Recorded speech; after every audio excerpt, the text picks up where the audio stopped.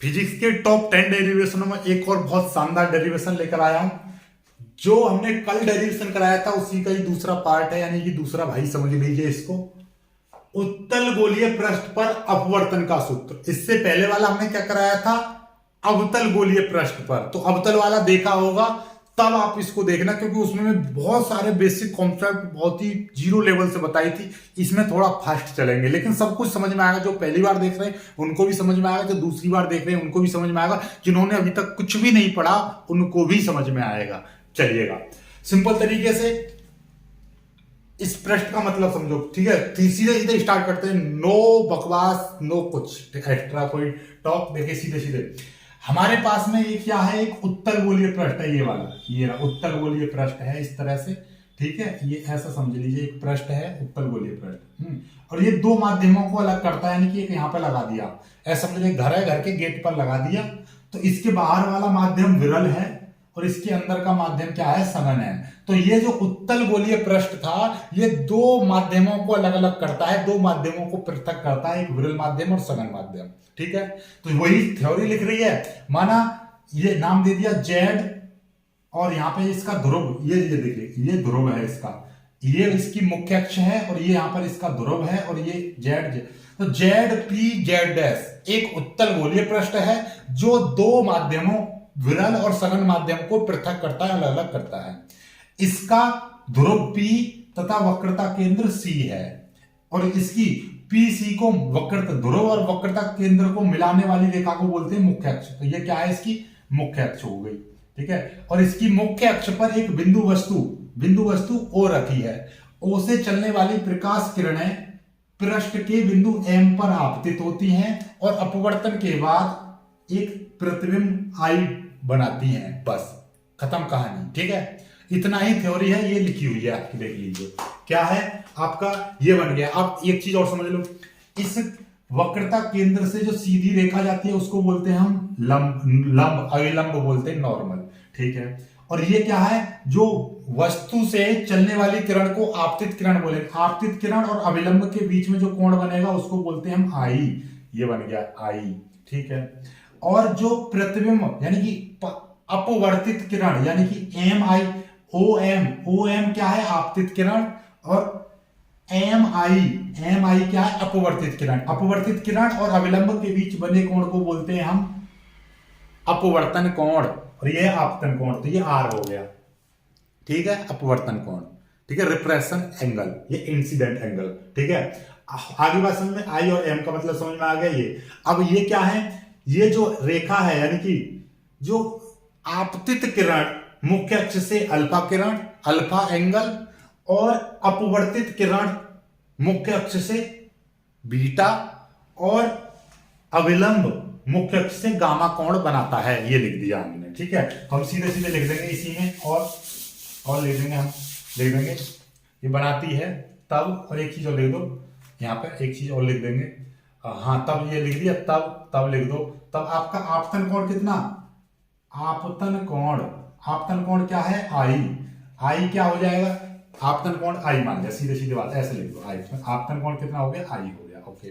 और अपवर्तन कोण कौन सा, आर हो जाएगा, आर हो गया। कोई दिक्कत नहीं है यहां तक, ठीक है, नो प्रॉब्लम। अब यहां से आगे की कहानी सुनो। हमने मान लिया, माना प्रकाश किरण, या फिर आप सीधे सीधे लिखो, माना यह लिख दो, प्रकाश किरण, माना प्रकाश किरण OM, IM व CM मुख्य अक्ष से अल्फा, बीटा व गामा कोण बनाती हैं। तब देखिएगा, अब ये कोण बना रही है, देखिए आपको दिखाई दे रहा है, ये जो आपतित किरण है, आपतित किरण OM मुख्य अक्ष से, ये क्या है, आपकी मुख्य अक्ष है, ये पूरी रेखा क्या है, मुख्य अक्ष है। तो जो ध्रुव और वक्रता केंद्र को मिलाने वाली रेखा को लंबा कर दिया जाए तो वो क्या बन जाती है, आपकी मुख्य अक्ष। और मुख्य अक्ष पर एक वस्तु रखी है ओ से चलने वाली किरण, आपतित किरण, और आपतित किरण और मुख्य अक्ष के बीच में अल्फा कोण बन रहा है। और यहां से टकराने के बाद ये पीछा यहाँ पे एक इमेज बना लिया, इसने प्रतिबिंब बना लिया, तो यहां पर जो बनने वाला कोण बीटा हो गया। और ये अविलंब सी से जो रेखा खींची तो ये गामा कोण हो गया। अब यहां से हम देखिए कॉन्सेप्ट आपको हमने पहले बता दिया कि बहिष्कोण का कॉन्सेप्ट लगाते हैं। और बहिष्कोण क्या होता है आप जानते हो? बहिष्कोण होता है आपका क्या? बहिष्कोण देखिएगा, पहले कौन से त्रिभुज से ले रहे हैं? त्रिभुज हम ले रहे हैं, त्रिभुज OMC से बहिष्कोण का मतलब क्या है? बाहर वाला कोण। नॉर्मली मैं आपको समझा दूं,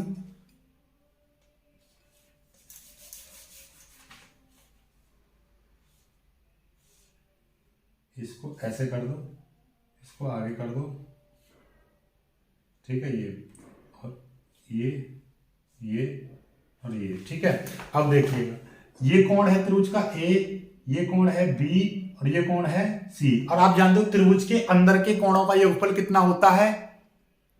180 अंश होता है। तो त्रिभुज के बाहर वाला कोण यानी कि ये वाला यदि कोण निकालू x, तो ये वाला कोण त्रिभुज के इस वाले कोण को छोड़ दो, बाकी के दो कोणों के योग के बराबर होगा। यानी ये किसके बराबर होगा? और आपको देखो प्रूफ भी करके दिखाऊं, जैसे मान लीजिए ये 30 है, ये 50 है और ये आपका 100 है, तो आपका हो कितना जाएगा? नॉर्मली आपको पता है जब ये 100 है तो आपको पता है कि एक रेखा पर कोण 180 अंश बैठता है, तो ये वाला कितना होगा? इधर वाला 80 होगा। 80 और 100 मिला के तभी तो 180 अंश बैठेगा। और ये 80 किसके बराबर है? 50 और 30, 80 देख लो। तो ये वाला जो कोण है अंदर के दोनों कोणों के योग के बराबर होगा। यानी त्रिभुज के बाहर वाला कोण त्रिभुज के अंदर के दो कोणों के बराबर होता है। कौन से दो कोण? जो उस भुजा पर ना हो, यानी अलग अलग, उससे दूर वाले कोणों के योग के बराबर होता है। तो हमने यहां पर ले लिया, देखिएगा ये कंडीशन कुछ इस तरीके की दिखाई दे रही है। ये O हुआ यहां पर आपका M हुआ, यहां से एक रेखा इस तरह से निकल रही है और ये वाली रेखा यहां पर C हुआ, ये वाला C, ये O, ये M। और यहां से देखिएगा, यहां से एक कोण बन रहा है, इस वाली भुजा से एक कोण बन रहा है ऐसे, जिसको हमने बोला है I। तो ये वाला त्रिभुज के बाहर वाला कोण त्रिभुज के अंदर वाले कोणों के यानी कि इसके और इस कोण के बराबर होगा। ये वाला कोण अल्फा है, ये वाला गामा है। तो त्रिभुज के बाहर वाला कोण यानी कि I कोण किसके बराबर होगा? अल्फा प्लस गामा के बराबर होगा, पहली समीकरण। ऐसे ही त्रिभुज दूसरी ले लो, IMC से, तो इसमें भी बहिष्कोण का कॉन्सेप्ट लगाओ। बहिष्कोण R बराबर, देखिएगा जब IMC ले रहे हैं, IMC देखिए, यहां पर I ले लिया आपने, ये M और ये C, तो यहां पर ये वाला कोण कितना है? यहां पर बीटा है, ये वाला कोण गामा ही है, और ये वाला कोण अब देखिए इस वाली रेखा से और इस अविलंब के बीच में कोण, ये नॉर्मल है यहाँ पर N, तो इसके बीच में बना कोण कितना है? ये यहाँ पर R है। तो ये त्रिभुज के बाहर वाला कोण त्रिभुज के अंदर के दो कोणों के बराबर होगा, योग के बराबर होगा, तो बीटा और गामा। तो ये R बराबर क्या हो जाएगा? Beta plus gamma. ये समीकरण 2। बस समझ में आ गई? यहां तक समझ में आ गया, बाकी काम खत्म। यहीं तक समझ में आना चाहिए आपको, ठीक है। चलिएगा आगे बढ़ेंगे, ठीक है। चलिए जल्दी से कर लीजिए इसको बहुत जल्दी कर लीजिए, जल्दी से यहां तक कर लीजिए, क्योंकि मैं इसको मिटा दूंगा पूरी चीज को। इन दोनों को याद रख लेना, इनको ऊपर लिख दूंगा मैं, ठीक है। चलिएगा यहां तक कर लीजिए, ठीक। इसको मिटा रहा हूं मैं थ्योरी को पूरी को। देखिए अभी आपने ये चीज आपको पता चल गई यहां से कि भैया I बराबर क्या था? I बराबर था आपका अल्फा प्लस गामा, समीकरण 1, और R बराबर था आपका बीटा प्लस गामा, ये समीकरण 2, ठीक है। कोई दिक्कत नहीं है। अब यहां से आगे का काम सुनिए, यहां से आगे का काम ये है, देखिए क्या है यहां से आगे आप जानते हो क्या? स्नेल के नियम से, स्नेल का नियम क्या कहता है? साइन I बट्टे साइन R बराबर N, ठीक है। साइन I की वैल्यू कितनी है? अल्फा प्लस गामा, नीचे साइन R की वैल्यू कितनी है? बीटा प्लस गामा बराबर N, ठीक है। क्योंकि ये जो पृष्ठ है बहुत पतला है, पृष्ठ पृष्ठ का व्यास बहुत पतला है, क्योंकि ये कैसा है देखिएगा, ऐसे हल्का सा कर्व है, यानी कि ये देखिएगा इसमें कितना है, इसका ये जो व्यास है बहुत बहुत ही कमजोर है। और जब व्यास कमजोर है तो इससे बनने वाले कोण भी कैसे होंगे, बहुत छोटे होंगे। कोण बहुत छोटे होंगे तो हम जब छोटे कोण होते हैं, ज्यादा छोटे कोण होते हैं, तो हम उसमें त्रिकोणमिति चिन्हों को छोड़ देते हैं। तो यहां पे लिख देंगे पृष्ठ, क्योंकि जो उत्तल गोलीय पृष्ठ है, लिख देंगे गोलीय पृष्ठ बहुत ही पतला है, अर्थात इसका व्यास अत्यंत सूक्ष्म है, अतः त्रिकोणमितीय चिन्ह, यानी कि अतः साइन कॉस व टेन को छोड़ने पर, इसको हम छोड़ देंगे। क्यों छोड़ देंगे? क्योंकि ये बहुत पतला है, व्यास बहुत पतला है, तो इसलिए इन पर एंगलों पर ज्यादा फर्क नहीं पड़ेगा। यहाँ तो साइन साइन छोड़ देंगे, तो क्या हो जाएगा, अल्फा प्लस गामा बट्टे बीटा प्लस गामा बराबर एन, और यहां से हम इसकी मल्टीप्लाई कर देंगे, अल्फा प्लस गामा बराबर एन, और ये बीटा प्लस गामा, ये इधर मल्टीप्लाई हो जाएगी, इसके अंदर मल्टीप्लाई कर देंगे, अल्फा प्लस गामा बराबर n beta plus n gamma. Gamma gamma को एक तरफ ले लीजिए, बाकी सारी चीज को एक तरफ कर देंगे हम। तो ये कितना हो जाएगा, इसको इधर ले आओ, इसको इधर ले आएंगे तो क्या हो जाएगा, अल्फा माइनस एन बीटा बराबर ये हो जाएगा आपका एन गामा माइनस गामा, और यहां से गामा को कॉमन ले लेंगे तो अल्फा माइनस एन बीटा बराबर, यहां से गामा कॉमन ले लिया तो एन माइनस वन। ये समीकरण 3। समझ में आई बात? नहीं आई? देखिएगा हमने क्या करा, बायोलॉजी वाले स्पेशली ध्यान दो, यहां से साइन छोड़ देंगे, यहां से साइन छोड़ देंगे। क्यों छोड़ा साइन? क्योंकि ये व्यास बहुत पतला है, छोटा सा कर्वाकार है, छोटा सा, आंख को देखो, आंख के लेंस में थोड़ा सा अंतर आ रहा हो, थोड़ा सा कर्व आ रहा है, वही चीज। ठीक है, चलिएगा। तो ये बहुत छोटा है, अत्यंत सूक्ष्म है, ऐसे ही इस चीज को याद रखो, लेंस यानी गोलीय पृष्ठ बहुत पतला है, इसका व्यास बहुत सूक्ष्म है, इसीलिए साइन कोस को छोड़ देते हैं। बस इतना ध्यान कर लीजिए, साइन कोस को छोड़ दिया, अल्फा गामा बट्टे बीटा गामा, ये आगे एन, ये चीज इधर जाएगी, यानी कि ये क्या है, अपने आप में एक ब्रैकेट है, ये इधर मल्टीप्लाई होगी, ये आगे एन की मल्टीप्लाई कर देंगे, एन बीटा और एन गामा, बाकी ये सेम। अब हम क्या करेंगे, इसको इधर ले आएंगे, गामा गामा को एक तरफ ले गए, गामा को उधर ले गए, इसको इधर ले आइए, अल्फा एन, एन बीटा इधर आएगा, माइनस का हो गया, और ये एन गामा बचा, ये गामा उधर जाएगा, ये माइनस का हो गया, यहां से गामा कॉमन ले लिया तो एन माइनस वन आ गया, और अल्फा माइनस एन बीटा बराबर गामा, ये आ गया। ठीक है, कोई दिक्कत नहीं। अब यहां से आगे का वही कॉन्सेप्ट याद है, त्रिभुज वाला लेते हैं हम। कौन सा कॉन्सेप्ट लेते हैं? देखिएगा, अब यहां से थोड़ा सा समझो, थोड़ा सा चीजों को समझो, थोड़ा सा चीजों को क्या समझेंगे हम, दूरी।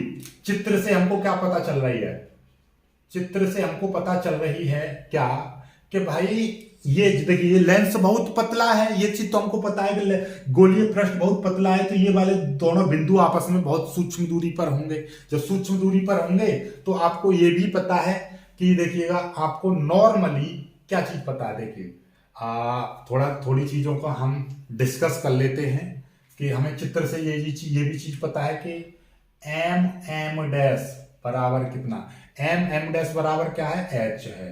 ठीक है, और पी से ओ तक की जो दूरी है वो कितनी, यू। वस्तु तक की दूरी क्या होती है, वस्तु तक की दूरी यू होती है, वस्तु तक की दूरी यू होती है, और प्रतिबिंब तक की दूरी वी होती है, ये भी आप जानते हो। और ध्रुव से सी तक की दूरी, वक्रता केंद्र तक की दूरी को हम क्या बोलते हैं, आर, वक्रता त्रिज्या बोलते हैं। ये चीज तो सभी लोग जानते होंगे। और ध्रुव से इधर वाली दूरियां सारी माइनस में, और ध्रुव से इधर वाली दूरियां सारी पॉजिटिव, ऊपर पॉजिटिव नीचे नेगेटिव, तो वही चीज है। तो पीओ तक की दूरी कितनी, यू हो जाएगी, यू, तो ये क्या हो गया, माइनस का यू। ऐसे ही पी आई बराबर क्या हो जाएगा, माइनस का वी हो जाएगा। क्यों? पी से इधर वाली दूरियां माइनस में, तो माइनस का वी हो जाएगा। पी से सी तक की दूरी क्या हो जाएगा, प्लस का आर, क्योंकि इधर वाली दूरी धनात्मक चिन्ह में ली जाएंगे। ये चीज आ गई समझ में। और एक चीज और हम जहां पे ले देंगे, चूंकि गोलीय पृष्ठ अत्यंत सूक्ष्म है। गोलीय पृष्ठ का व्यास, गोलीय पृष्ठ का व्यास अत्यंत सूक्ष्म है, अतः P व M डैश, अतः P व M डैश, अतः बिंदु P व M डैश एक दूसरे के अत्यंत पास होंगे, पास होंगे। जब ये दोनों एक दूसरे के पास होंगे तो सारी दूरियों को आप ऐसे कह सकते हो, अतः पास होंगे। तो मतलब क्या है कि ये जो वैल्यू है यानी कि P M डैश की जो वैल्यू है लगभग इनके बीच की जो दूरी कितनी, लगभग जीरो है, जीरो मान लेंगे, मतलब काम खत्म। ये P और M डैश को हम दो बिंदु ना मान के बल्कि एक ही बिंदु मानेंगे। तो मतलब क्या हो जाएगा कि भैया ये जो P से O तक की दूरी है ना, तो इसको M से O तक की दूरी भी मान सकते हैं। यानी कि इसका मतलब ये हो गया कि ये PO है, तो इसका मतलब क्या हो जाएगा, ये M डैश O हो गया। ऐसे ही P से I तक की जो दूरी है इसको हम क्या कह सकते हैं, इसको हम बोल सकते हैं P आपका M डैश I बोल सकते हैं। ऐसे ही P से C तक की दूरी को M डैश C बोल सकते हैं। और यही दूरी कितनी है, M डैश O। देखिए PO की वैल्यू कितनी है, माइनस का U, और ये कितनी है, ये है आपका माइनस का V, और ये है आपका R। तो ये दूरियों का इस्तेमाल करेंगे, हमने ये दो बार लिख दिया है, कोई दिक्कत नहीं है ना भाई। यहां से P से O तक की दूरी, ध्रुव से, वास्तव में ध्रुव से O तक, वस्तु तक की दूरी को U बोलते हैं।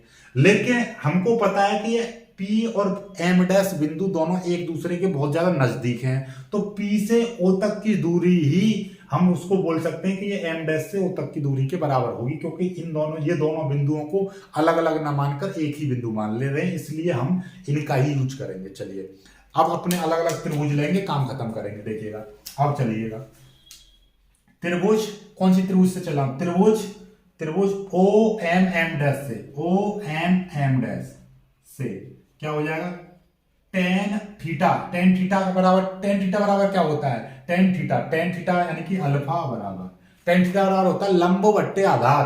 लंब क्या है, M डैश, और आधार क्या हो जाएगा आपका M डैश O। चलिएगा टेन अल्फा बराबर M डैश की वैल्यू कितनी है, M डैश की वैल्यू H है, H बट्टे M डैश O की वैल्यू है माइनस का U, ये हो जाएगा। और टेन को हम छोड़ देंगे, क्यों छोड़ देंगे, क्योंकि ये बहुत पतला था, साइन कॉस टेन को छोड़ देंगे तो यहाँ पे क्या सीधे अल्फा बराबर H बट्टे माइनस का U। ठीक है, समझ में आई बात, नहीं आई, ये आ गई। और नीचे भी माइनस लगाओ मत लगाओ, ऊपर लगा दो, ये चीज आ गई। आप कोई दिक्कत नहीं। ऐसे ही आपका आगे की बात करेंगे, त्रिभुज OMM डैश से, अब IMM डैश से चलेंगे। ठीक, IMM डैश से ये आ गया। तो इसमें क्या करेंगे, इसमें भी वही चीज, क्या टेन थीटा की जगह पे क्या है, बीटा है, लंब बट्टे आधार, सीधी बात कर दे रहा हूं। लंब क्या है आपका MM डैश, और आधार क्या है M डैश I। चलिएगा तो टेन बीटा बराबर M डैश की वैल्यू कितनी है H, और इसकी कितनी है माइनस का V, M डैश I की वैल्यू माइनस की V, माइनस को ऊपर लगा देंगे, ये बीटा, टेन को छोड़ देंगे, माइनस का H बट्टे V, ये आ गया। ठीक है, अब त्रिभुज CMM डैश से इसमें लगा देंगे टेन गामा, यानी कि टेन थीटा बराबर लंब बट्टे आधार, तो क्या हो जाएगा MM डैश बट्टे M डैश C, ये आ जाएगा। तो क्या हो जाएगा, टेन गामा बराबर H बट्टे R आ जाएगा। तो टेन को छोड़ देंगे तो गामा बराबर क्या आ जाएगा, H बट्टे R। ये कहां से आया R, M डैश की वैल्यू कितनी है H है, और M डैश C की वैल्यू R। ठीक है, चलिएगा समझ में आई बात, नहीं है, ये आ गया। अब यहां से आगे की यानी कि अल्फा बीटा गामा की वैल्यू समीकरण 3 में रख दो, यहां पे लिख देंगे अल्फा बीटा व गामा का मान समीकरण 3 में रखने पर, समीकरण 3 में रख देंगे तो क्या हो जाएगा, अल्फा। अल्फा की जगह पे क्या है, माइनस एच बट्टे यू, तो माइनस एच बट्टे यू, ठीक है, minus n beta, minus n, और बीटा की जगह पे क्या है, बीटा की जगह पे है आपका माइनस एच बट्टे वी, माइनस का एच बट्टे वी, ये आ गया, ठीक है, बराबर गामा, बराबर गामा, गामा की वैल्यू कितनी, एच बट्टे आर, एच बट्टे आर और एन माइनस वन, ये आ गया, ठीक है। यानी कि अल्फा का मान रख दिया माइनस एच बट्टे यू, ठीक है, माइनस एन और बीटा, बीटा की वैल्यू रख दी, ठीक है, और ये गामा की वैल्यू रख दी। अंदर मल्टीप्लाई करेंगे तो क्या हो जाएगा, यहां से जल्दी से यहां तक स्क्रीनशॉट ले लीजिए, यहां तक जल्दी से स्क्रीनशॉट ले लीजिए, यहां तक जल्दी से स्क्रीनशॉट ले लीजिए, बहुत जल्दी इसको स्क्रीनशॉट ले लीजिए, यहां से मिटा दे रहा हूं, यहीं तक हो जाएगा, ठीक है।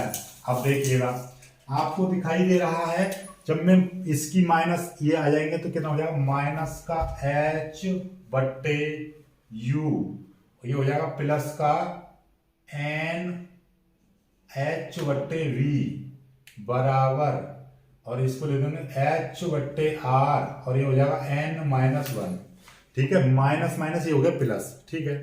अब देखिएगा ध्यान से, मैं माइनस का एच यहां से कॉमन ले रहा हूं, माइनस का एच में, सॉरी आप ऐसा करो, इसको क्या लिख सकते हो, इसको आगे लिख दो, इसको पीछे लिख दो, तो यानी कि एन एच बट्टे वी माइनस का एच बट्टे यू बराबर एच बट्टे R n minus one. Biology वाले ध्यान दो, ये वाली चीज जैसे कि a प्लस बी होता है, तो मैं इसको क्या लिख सकता हूं, b प्लस ए लिख सकता हूं, बात वही है, यानी ये चीज मैंने यहां पे लिख दी और ये चीज माइनस वाला आगे पहुंचा दे, कोई दिक्कत नहीं।